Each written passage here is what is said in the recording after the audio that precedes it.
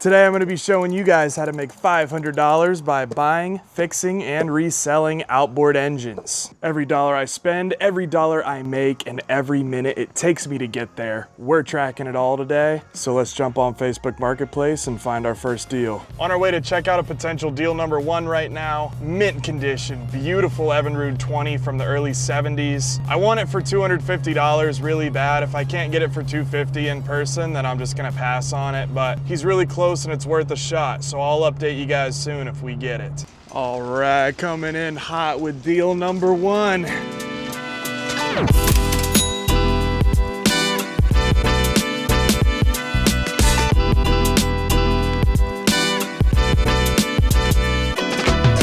As always, gonna start off with some compression numbers.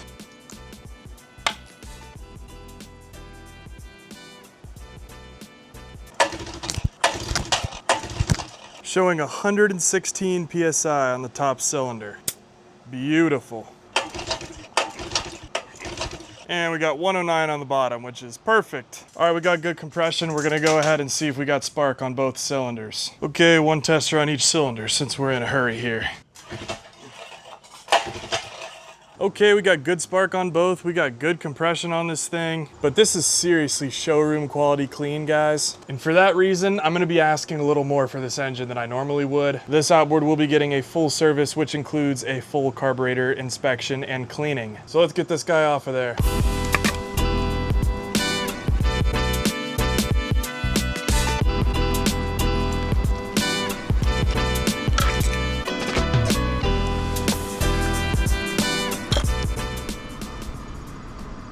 All right guys, now is the perfect time for a carburetor lesson and a life lesson. And this segment is gonna be called Life is Like a Carburetor, presented by today's sponsor, BetterHelp. The carburetor's job is to mix fuel and air in the perfect ratio with each other in order to fuel the engine. If you have too much fuel, you're gonna bog down and flood. But likewise, if you have too much air, the engine will also run very poorly. You have to have the proper balance of all the different variables in your carburetor. And isn't that a lot like us trying to run around every day? Working a job, family, friends. With all these different points in our lives, it can be really difficult to achieve some sort of balance and stay grounded. And that's where BetterHelp has been able to help me. BetterHelp provides you with a therapist to listen, ask you questions. It is their mission to make therapy easier and more accessible to everyone. All you gotta do is fill out a questionnaire and you'll be connected to a therapist in as little as a couple days. And if the therapist you're matched with is not the right fit, you can switch whenever you want at no cost. And if you guys wanna try having the right therapist in your corner, you can go to betterhelp.com/boatbusters and get 10% off your first month of therapy. Now let's clean this carburetor. I'm gonna start by taking the bowl off and checking the condition of the float. My rule of thumb when I'm working on a vintage outboard like this is if it's still got a cork float in it, I'm gonna swap that out to plastic whenever possible. And there it is. It is not cork. It appears to be in really good condition. Let's dig into these jets and make sure everything's looking kosher here.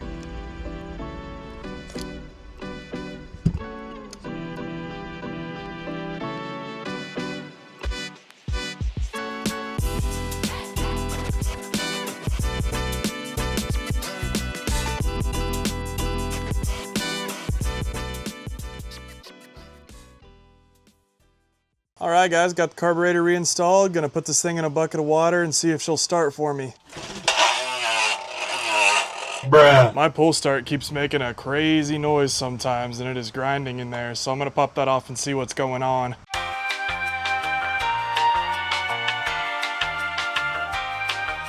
I just shot a little bit of grease into these two holes here on the bottom of the pull start and feels a lot smoother now.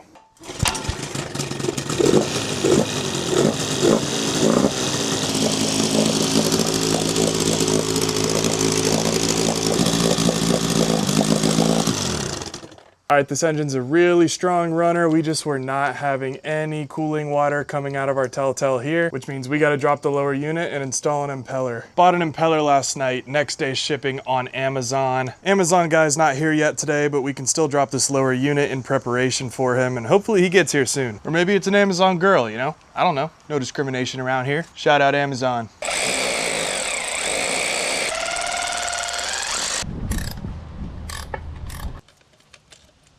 All right, got our lower unit off, and now we can go ahead and take off this impeller housing. Here's our old impeller. It honestly doesn't look too bad, but sometimes they just get old and stiff and dried out and don't pump water like they used to. Once our part gets here, we're gonna go ahead and put a new one in.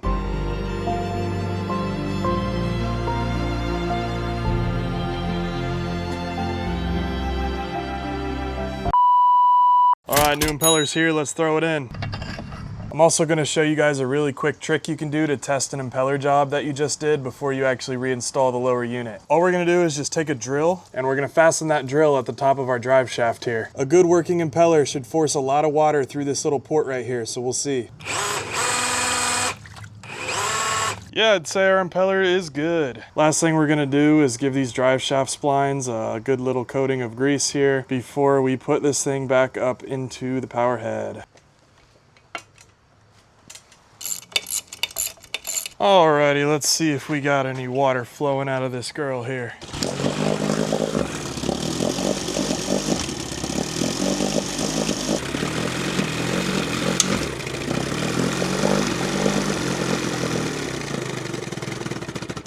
I'm gonna go ahead and put new spark plugs in this engine before I try and balance out the idle. It's got these junk auto lights in it. I hate these things. I always get rid of them as quick as I can.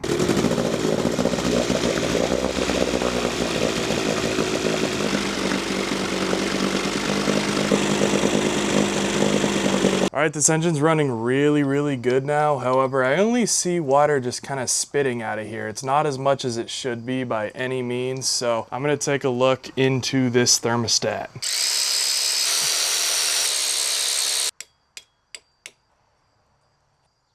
Yeah, she's definitely still overheating a little bit there. That's no good. Looks like we got some sort of material jammed in there. We're just gonna fire this thing up with the thermostat housing off and see if water splashes out.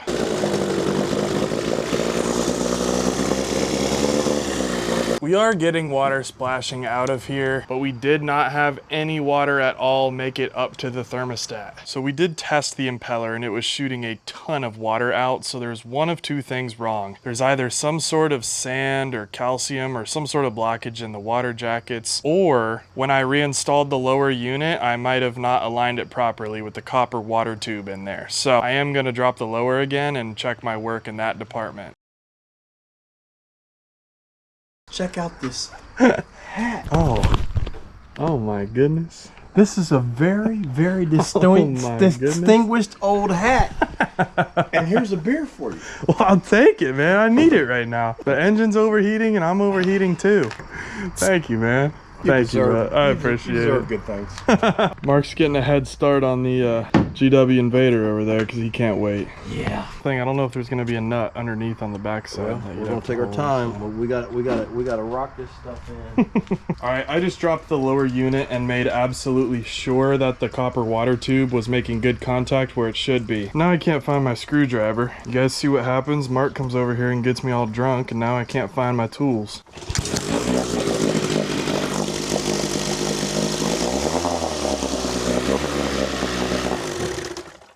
Oh, we fixed our problem, Mark. See, what happened was when I reinstalled the lower unit, I didn't line up the grommet with the copper water tube, apparently. I think Hannah Montana said that. Everyone makes mistakes. Everyone has those days. Yeah. Something like that. That's before my time. Everybody calm down. I am still gonna order a new thermostat and gasket for this outboard. Tell him, calm down, Mark. So you got me drunk, I couldn't find my screwdriver. Oh, don't blame it on me. Blame it on the neighbor. Take 2 or 3. Yeah. Oh, that's much better, isn't it, Mark? Absolutely. Sure is, man. We are officially running how we're supposed to be. Now I just need to get a new thermostat and gasket. All right, new thermostat and gasket are here. Let's go ahead and throw them in the engine.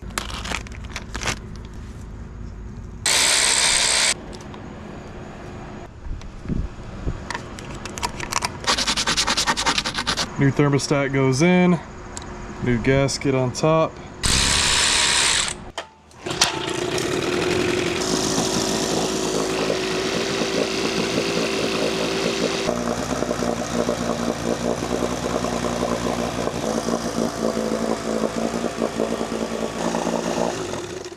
All right guys, she's running and idling perfectly, pumping great water. This thing is awesome. Let's get it cleaned up and serviced.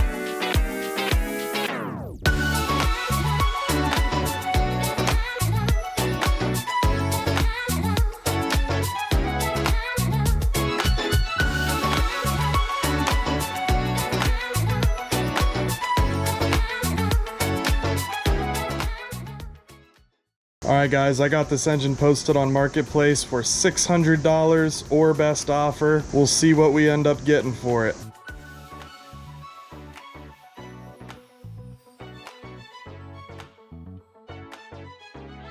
Okay, we just sold the Evinrude 20 for $550. My buyer just pulled out of the driveway. That means we profited $250 on this first outboard. Time to get back on Marketplace and do it again. All right, I am on my way home from the seller's house with deal number 2. I was actually at this guy's house because I saw a really cheap electric start Mercury that I was checking out. But while I was there in the corner of the garage, I saw some orange stickers peeking at me in the shadows. I said, "What are you hiding from me back there, brother? Let me see it." And he pulled out one of my favorite outboards of all time. I threw him an offer of $100. We shook hands. Now let's take a look at it.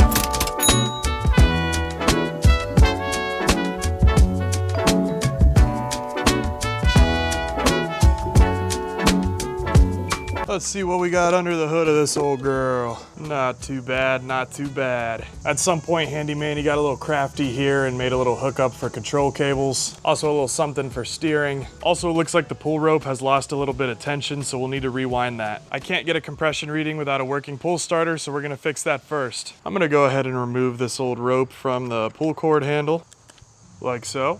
And now I'm gonna remove this rope entirely. I'm gonna go ahead and remove this pull cord assembly for right now. And that is just so I can expose the spring and give it a little bit of lubrication. All right, gonna go ahead and reinstall the starter. Our spring inside is lubricated and our rope is undone, so I'm gonna go ahead and wind some tension onto this now. You can see there's a little cutout on the top of the spindle for a flathead. This little Harbor Freight tool here is the perfect size that I need for this, so I'm gonna use this to wind up the spring. These little 6 horsepowers require about 14 counterclockwise turns to be fully wound, so let's do that right now.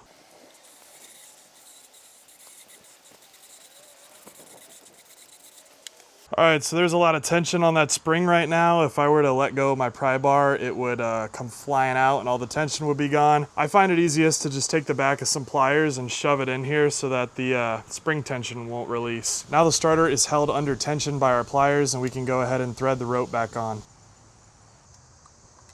Now once you have it threaded back around the other side, you can just slide the rope back through the pull start hole. Once your rope is lined up and back through the hole, we can release the spring tension. Let's slowly let go and make sure our rope is winding evenly all the way down the spool. Looks like we're good right about there. Now we can go ahead and put our rope back on our handle. Then we can slide our handle right back over top, remove our tension. Now we can test and make sure we have a good functioning pull start. Now that we have a proper pull start, we can get some compression numbers here. Got 67 on top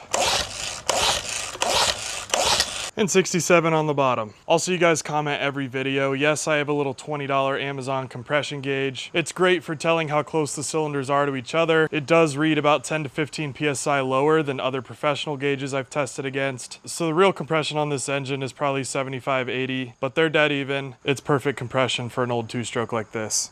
All right, give me some spark here.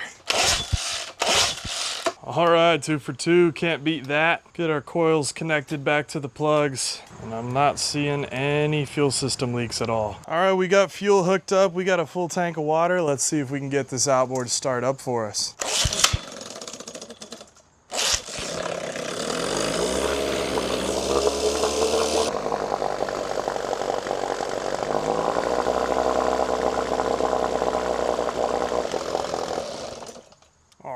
This outboard ran pretty good for the most part. The carburetor was flooding while it was running. I tried to get a close-up of that, so I'm gonna get in there and rebuild it. So let's go ahead and get in there and do that.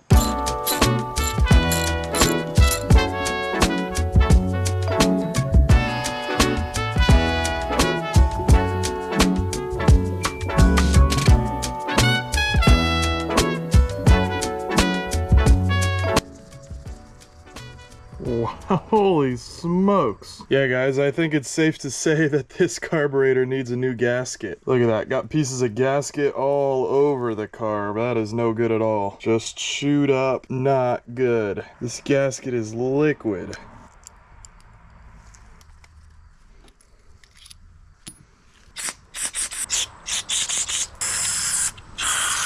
Alrighty, our carb is nice and clean. And now we're gonna rebuild it with our new kit.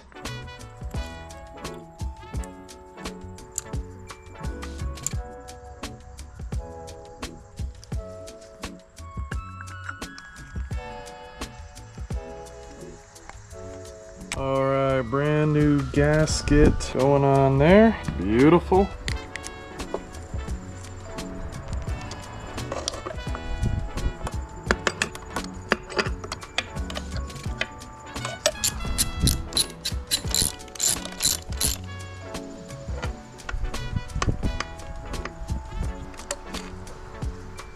Alright, our carburetor is fully rebuilt and reinstalled, and we're ready to start this thing up again.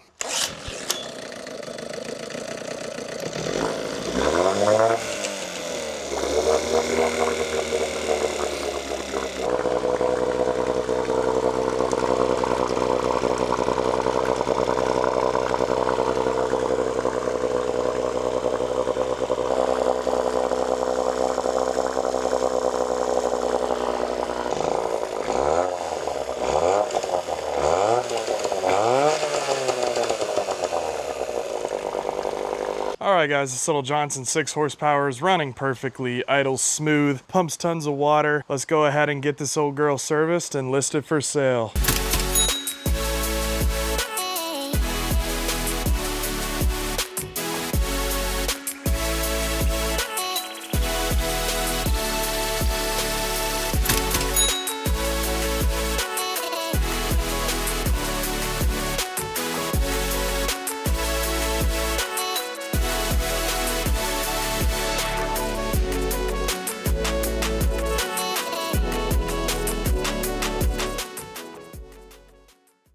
Alright guys, just posted this outboard for $400 firm. I've sold the same engine a million times for $400. No negotiating, that's the price. I'll be back when it's sold. And just sold another happy customer, $400. That officially puts us over $500 in profit for the two outboards combined. Looks like on these two outboards I averaged about $50 to $70 per labor hour. I have never tracked my labor hours before until this video because a lot of you guys were asking for it. This is not my full-time job. This is my hobby. I absolutely love it. I enjoy doing it. And what's better than doing what you love and making a little bit of money for it? And last thing, guys, this thing right here means so much to me. Thank you all so much for supporting my channel. This is just my craziest dreams coming true in real time right now. You guys all mean the world to me. Tons more projects coming. Thank you and have a good night.